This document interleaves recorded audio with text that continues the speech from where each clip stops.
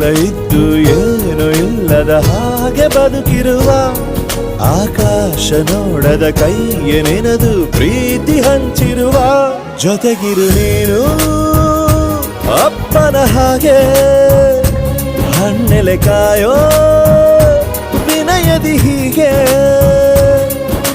ನಿನ್ನನು ಪಡೆದ ನಾವು ಪುನೀತ ಬಾಳು ನಗು ನಗುತ್ತಾ ಬೊಂಬೆ ಹೇಳುತ್ತೈತೆ ಮತ್ತೆ ಹೇಳುತ್ತೈತೆ ನೀನೇ ರಾಜಕುಮಾರ.